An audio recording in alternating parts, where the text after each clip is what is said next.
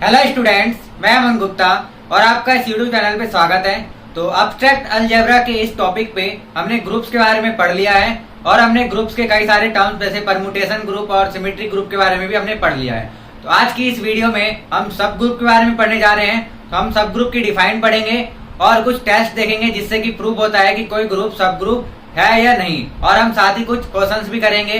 तो इस वीडियो को शुरू करने से पहले अगर आप हमारे चैनल पर नए हैं तो हमारे समर्थ लर्निंग हब के इस चैनल को सब्सक्राइब करें और बेल आइकन को दबाना ना भूलें, जिससे आपको आने वाली वीडियो की नोटिफिकेशन मिलती रहे। तो चलिए शुरू करते हैं।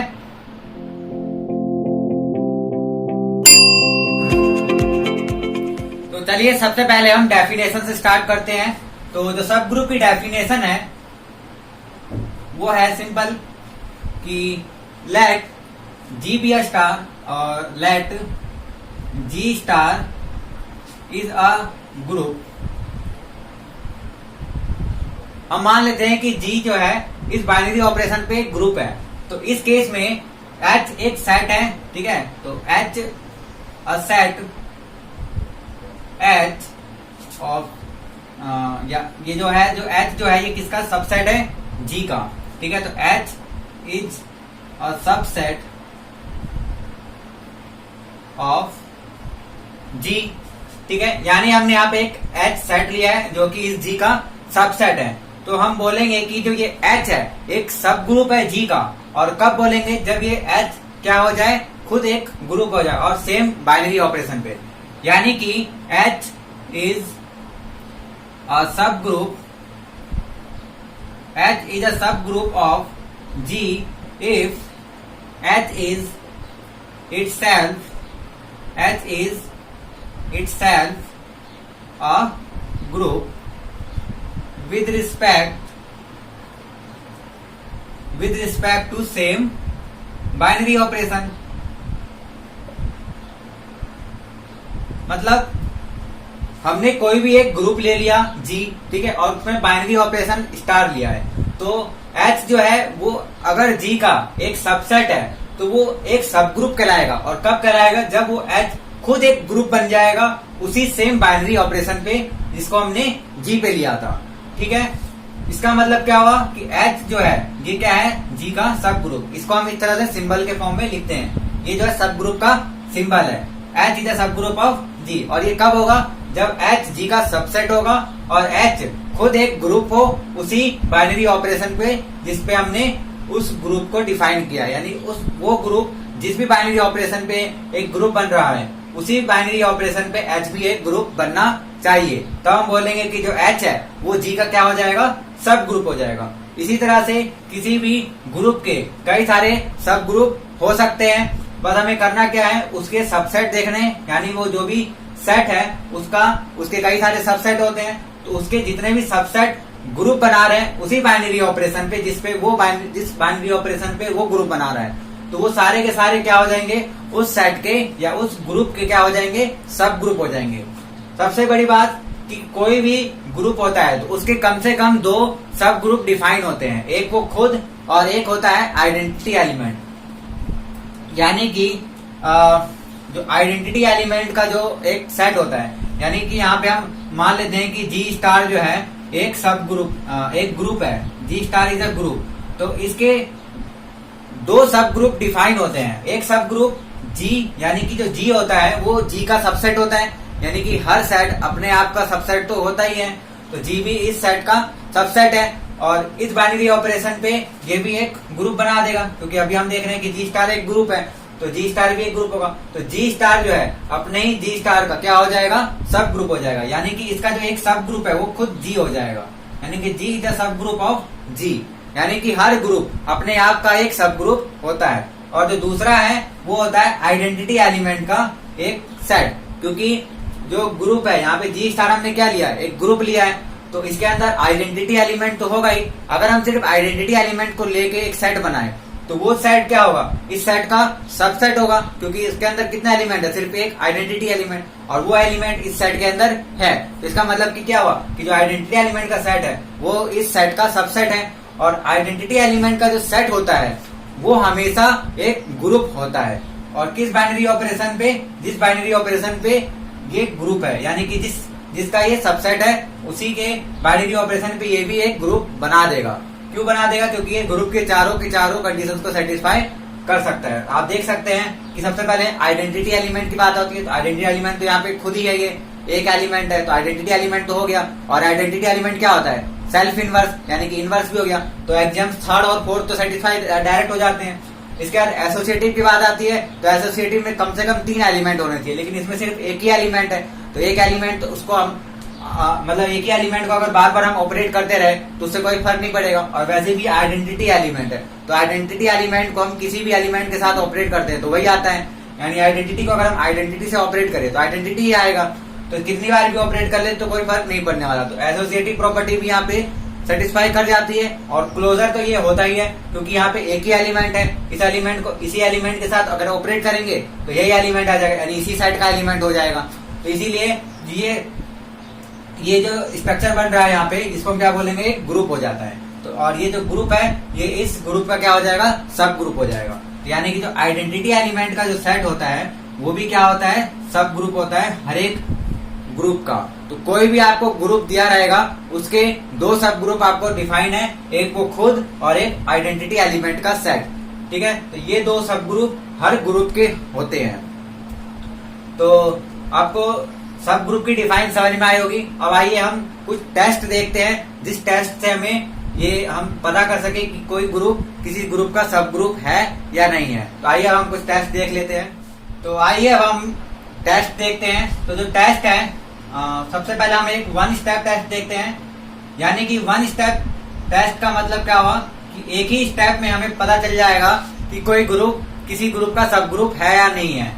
ठीक है, तो हमें क्या करना है? सबसे पहले यहाँ पे हम लेट कर लेते हैं, late G be a group, let G be a group and H is a non-empty, H is a non-empty subset, H is a non-empty subset of G। ठीक है, यानी हमने यहाँ पे G को एक ग्रुप ले लिया और H क्या है? कोई भी एक नॉन एम्प्टी सबसेट है G का। तो H इज कॉल्ड सब group of G if and only if. यानी कि G एक ग्रुप है और H क्या है? उसका एक नॉन एम्प्टी सबसेट है। तो H जो है वो सब ग्रुप कहलाएगा। और कब कहलाएगा? If and only if AB inverse belongs to H for all AB belongs to H। इसका मतलब कि H के जितने भी एलिमेंट है, तो हम कोई भी अगर 2 एलिमेंट ले ले A और B, तो उसके लिए AB इनवर्स जो है वो भी H के अंदर होना चाहिए। तो अगर इस कंडीशन को सेटिस्फाई कर देता है कोई भी सबसेट किसी भी ग्रुप का, तो वो क्या कहलाएगा? एक सब ग्रुप कहलाएगा उस ग्रुप का।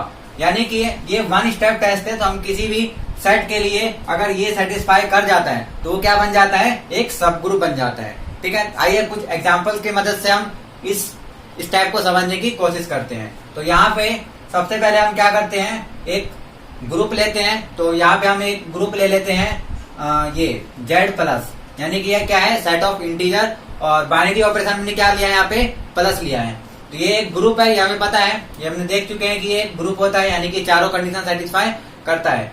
और यहाँ पर हम एक H लेते हैं, नॉन एम्प्टी सबसेट। तो हम इंटीजर्स का एक सबसेट लेते हैं। तो इंटीजर का हम सबसेट कुछ भी ले सकते हैं। तो यहाँ पे हम इवन नंबर्स का ले लेते हैं, यानी इवन इंटीजर्स का ले लेते हैं एक सबसेट। तो जो इवन इंटीजर्स होते हैं वो इसका एक सबसेट होते हैं, क्योंकि इस सेट के अंदर क्या आता है? इवन और ऑड दोनों ही इंटीजर्स होते हैं। तो यहाँ पे हम क्या कर रहे हैं? सिर्फ इवन नंबर्स के जो इंटीजर्स हैं उनको ले रहे हैं। तो यहाँ पर हमने एक H ले लिया, एक सबसेट Z का, और वो जो H है वो क्या है? वो है 2Z, यानी कि सेट ऑफ इवन इंटीजर्स। ठीक है, अब हमें देखना है कि ये जो 2Z है, या फिर जो हम इसको H मान लेते हैं, नाम दे देते हैं H। ठीक है, तो ये जो H है वो इसका सब ग्रुप है या नहीं है। तो हमें बस क्या चेक करना है? हमें चेक करना है कि AB इनवर्स जो है वो इस H के अंदर बिलोंग कर रहा हो।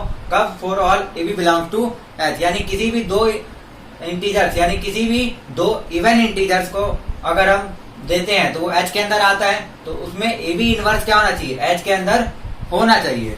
तो आइए हम देखते हैं। सबसे पहले तो यहाँ पे हम कोई भी दो एलिमेंट ले लेते हैं, सिंपली 2 and 4 ले लेते हैं। तो हमें पता है 2 और 4 क्या है, एच के अंदर बिलोंग कर रहे हैं, क्योंकि ये दोनों ही क्या होते हैं, इवन इंटीजर होते हैं। ठीक है, अब हमें क्या करना है, ए बी इनवर्स करना है। तो इनवर्स का मतलब क्या हुआ, यहाँ पे हम प्लस के रिस्पेक्ट में कर रहे हैं, तो जो ये हम मान लेते हैं यहाँ पे ए की जगह 2 और बी की जगह 4, तो बी का इनवर्स करना है हमें, यानी 4 का इनवर्स। तो 4 का इनवर्स क्या होता है, -4, क्योंकि प्लस के रिस्पेक्ट में 4 का इनवर्स क्या हो जाएगा, -4, क्योंकि इस केस में जो आइडेंटिटी एलिमेंट होती है वो क्या होती है, 0। तो इनवर्स एलिमेंट वही होता है जिसको उसके साथ ऑपरेट करने पे वो आइडेंटिटी एलिमेंट आता है। तो 4 में हम क्या प्लस करेंगे कि वो 0 बन जाए, तो 4 में अगर हम -4 प्लस कर देते हैं तो वो 0 बन जाता है, यानी 4 का जो इनवर्स है वो क्या है, -4 है। तो यहाँ पे अगर हम 2 और -4 इन दोनों का बाइनरी ऑपरेशन मतलब ए बी इनवर्स अगर हम करते हैं तो ये क्या आता है, अगर हम इसको मल्टीप्लाई करें तो ये क्या आ जाएगा, -8, और -8 भी क्या है, बिलोंग करता है एच के अंदर। तो हमने देखा यहाँ पे कि हमने कोई भी दो एलिमेंट अगर लेते हैं और एक एलिमेंट का इनवर्स करते हैं और उसको दूसरे से मल्टीप्लाई करते हैं, तो जो एलिमेंट आ रहा है वो भी उसी सेट का एलिमेंट है। इसका मतलब यहाँ से साफ हो गया कि जो ये एच है, यानी कि सेट ऑफ इवन इंटीजर जो है, इस इंटीजर्स यानी कि इस ग्रुप का क्या हो जाएगा, एक सब ग्रुप हो जाएगा। तो यहाँ पे हम लिख सकते हैं कि जो एच है वो सब ग्रुप है जी का, हम इसको जी मान लेते हैं कि जो ये अलजेब्रिक स्ट्रक्चर ये जी है। तो एच क्या हो गया यहाँ पे, सब ग्रुप ऑफ जी। ये हमने वन स्टेप से प्रूव कर दिया।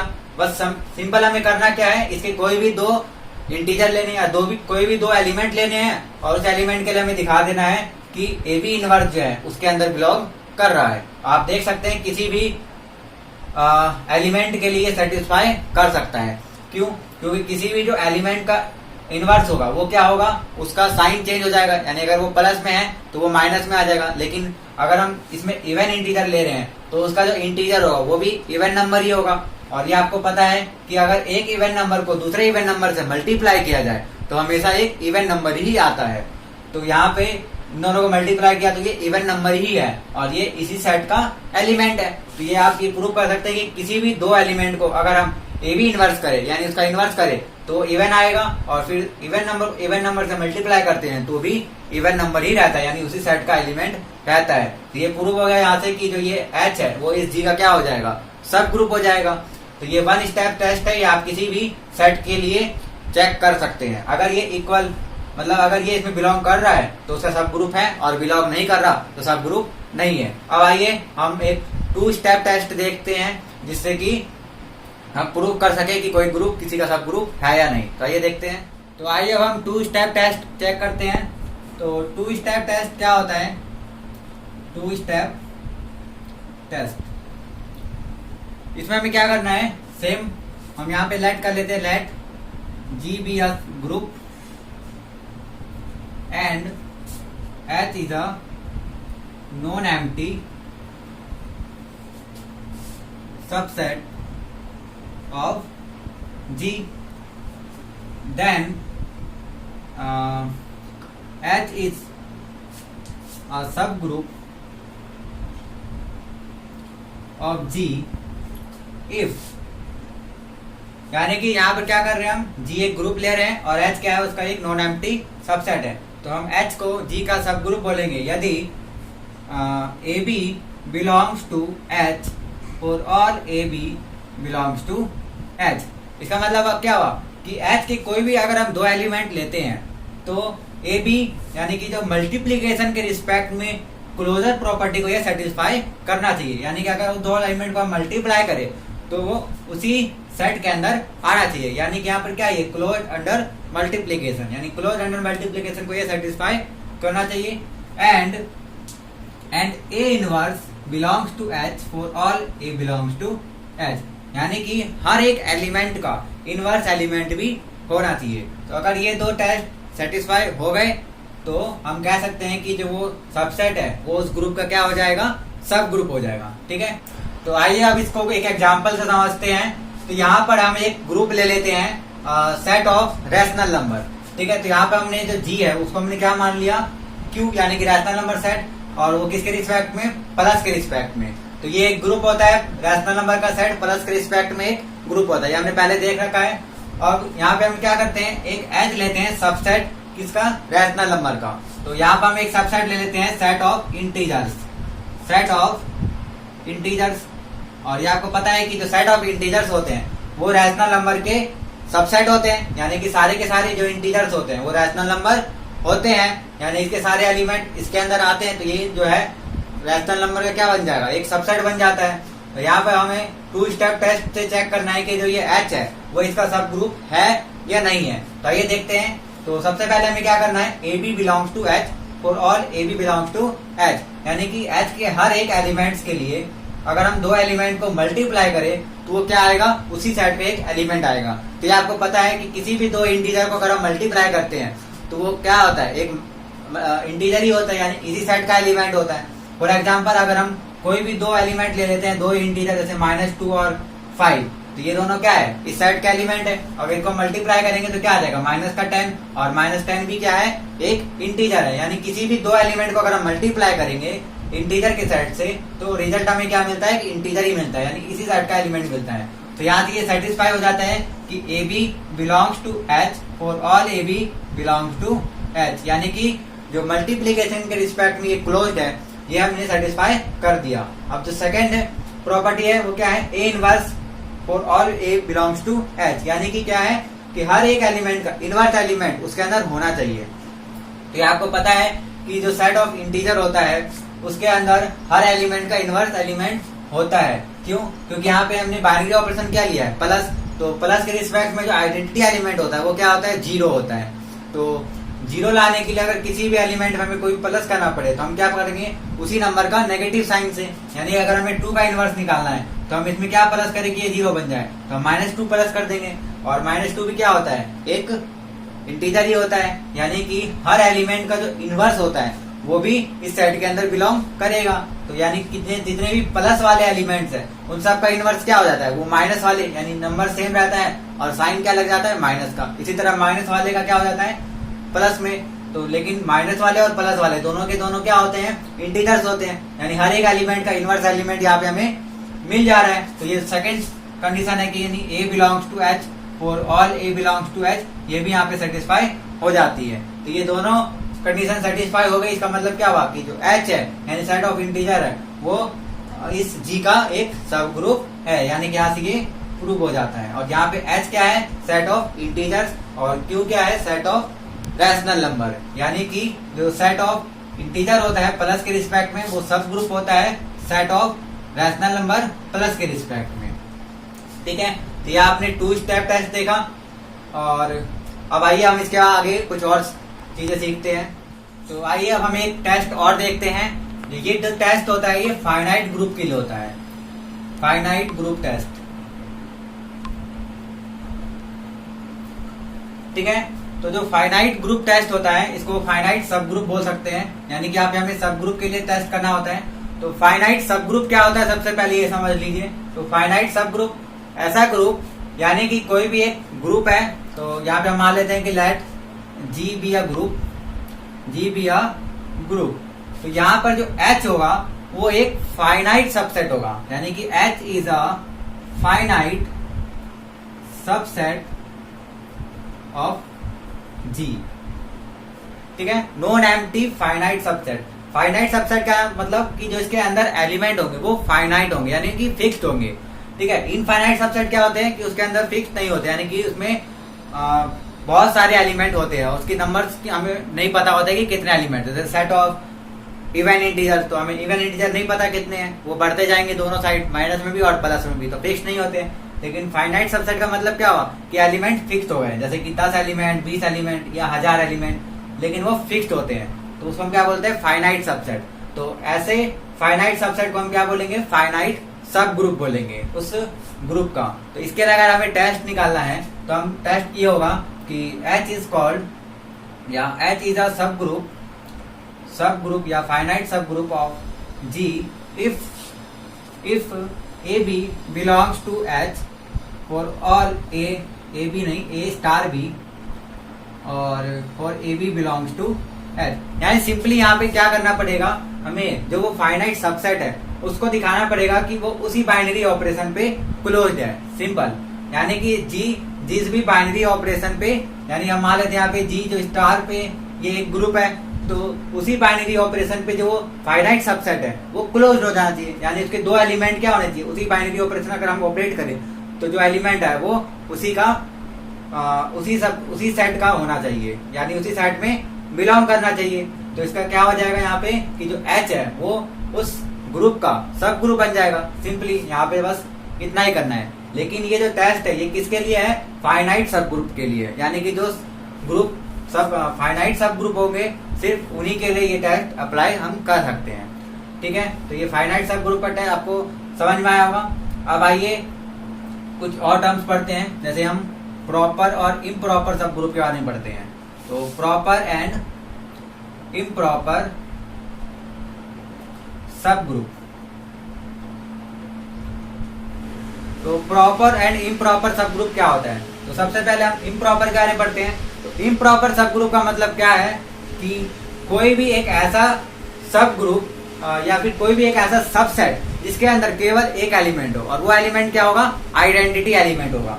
यानी कि ये आपको पता है कि कोई भी जी जो होता है, कोई भी सब ग्रुप होता है या कोई भी ग्रुप होता है, उसके दो सब ग्रुप होते हैं, एक वो खुद और एक आइडेंटिटी एलिमेंट। तो जो आइडेंटिटी एलिमेंट वाला ग्रुप होता है उसको हम बोलते हैं क्या, इम्प्रॉपर सब ग्रुप। यानी कि यहाँ पे जो आइडेंटिटी एलिमेंट वाला सब ग्रुप होगा उसको हम क्या बोलेंगे, इम्प्रॉपर सब ग्रुप। इम्प्रॉपर सब ग्रुप, और इम्प्रॉपर सब ग्रुप को ही हम ट्रिवियल सब ग्रुप भी बोलते हैं, ट्रिवियल।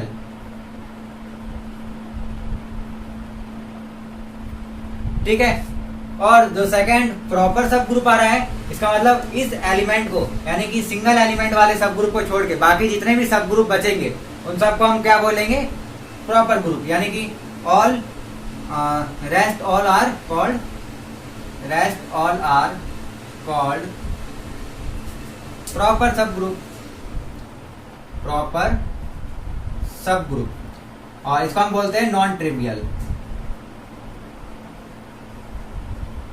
Non trivial.